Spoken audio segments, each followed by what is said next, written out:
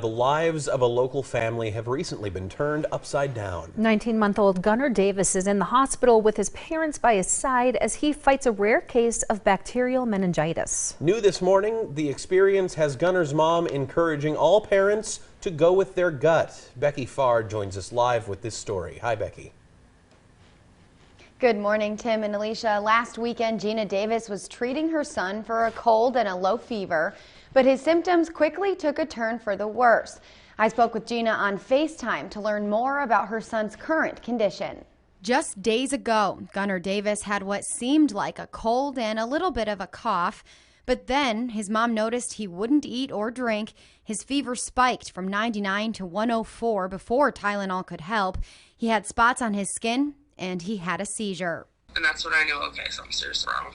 Doctors didn't know exactly what was wrong, but Gina looked up the symptoms and insisted that they give her 19-month-old son a spinal tap.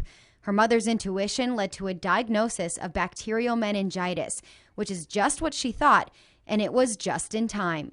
It kind of just turned into like a big tornado in the emergency room. Everybody was running around. It was super hectic. They're like, you have to leave. We have to get you to Fargo right now. Doctors told her this is really rare for a kid Gunnar's age, and they don't know how he contracted it. Although Gunnar is too young to get the vaccine that can prevent meningitis, Gina still urges parents to learn from this experience. Vaccinate your children, please, because there are young kids like my son and even smaller and that have compromised immune systems, everything. You don't know anybody else's story, but just to protect everyone else and yourself. Another lesson learned through all of this: don't take no for an answer.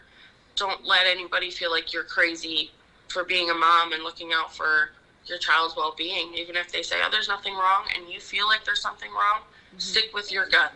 And it's thanks to extended family on Minot Air Force Base that Operation Gunnar is helping the Davis family feel a little more at home in their Fargo hospital room. You know, my mom, who had passed away, she always said it takes a village to raise a child, and our village over at Minot Air Force Base rocks.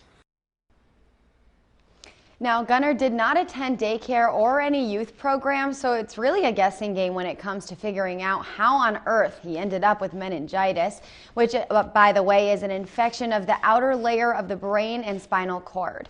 A post on the Minot Air Force Base Facebook page informed its followers that the germs that cause this can be spread by close contact with saliva or respiratory secretions from one person to another, and that vaccines are the most effective way to protect against certain types of bacterial meningitis.